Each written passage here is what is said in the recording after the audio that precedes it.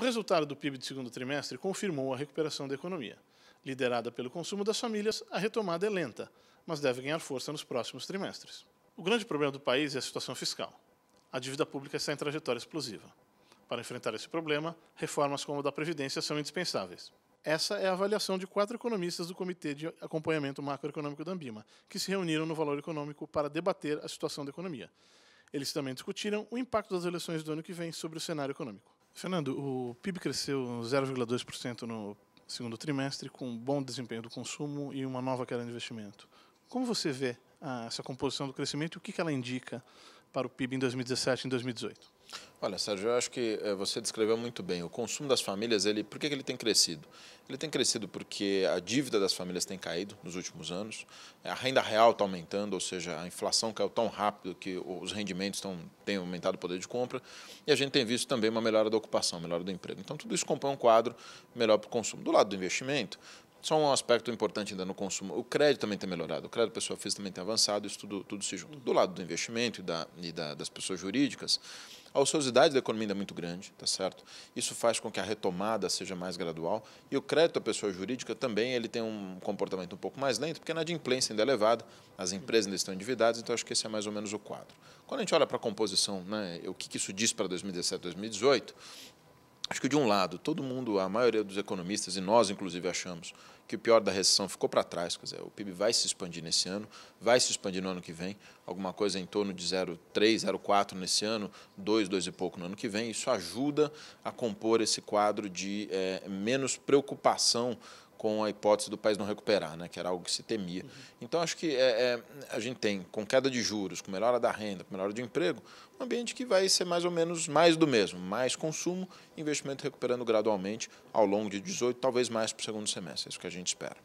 Em que medida essa situação fiscal está sendo enfrentada pelo governo e isso pode afetar a percepção dos investidores sobre a situação econômica do Brasil?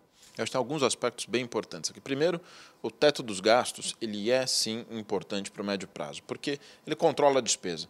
E isso é novo no Brasil. Nos últimos 30 anos, a despesa cresceu muito acima da inflação.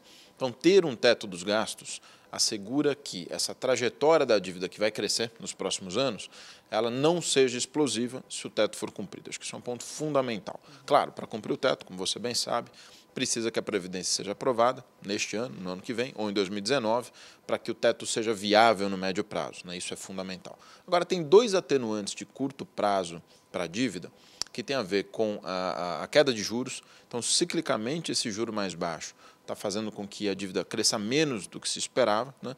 E o segundo atenuante é a devolução do dinheiro do BNDES para o Tesouro. Isso ajudou a reduzir um pedaço da dívida, pode ser que tenham novas tranches nesse sentido. Então, acho que o mercado, você falou da percepção dos investidores, né?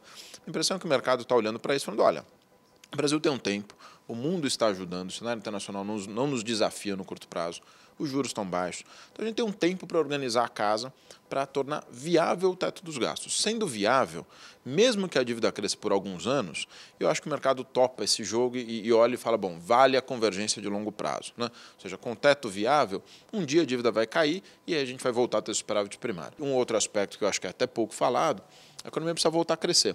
Então, assim, reformas microeconômicas, abertura comercial, ambiente de negócio que ajude o PIB a crescer, também diminui a preocupação da solvência. Isso é bastante importante, porque o lado do ajuste fiscal ele vai ser facilitado se nós formos capazes de ter uma economia mais produtiva, mais equilibrada, que cresça mais rápido. Aí, sem dúvida, fica mais facilitado o ajuste. Talvez nós tenhamos, durante o processo eleitoral do ano que vem, um debate mais franco sobre os problemas do país. Nós vimos o que o desequilíbrio fiscal produz, né?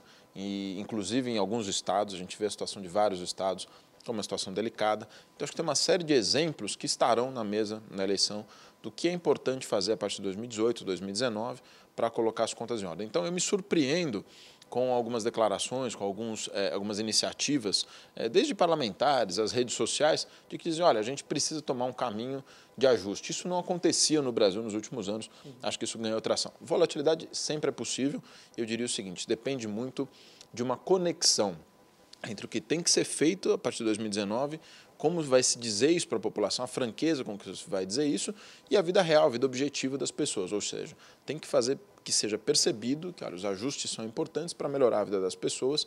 Isso tem que ser dito com franqueza. Se esse for o quadro que caminha 2018, acho que a volatilidade é baixa. Quanto mais se distanciar do que tem que ser feito, pode ter volatilidade, sem sombra de dúvida. E atrapalhar a recuperação do consumo eu acho pouco provável. A do investimento, sim. O investimento vai depender, sem dúvida, do ambiente de negócio a partir de 2019. E aí, se tiver muita volatilidade, pode retrasar, ou atrasar, na verdade, retardar a retomada do investimento. Então, é um cenário que pode acontecer ainda.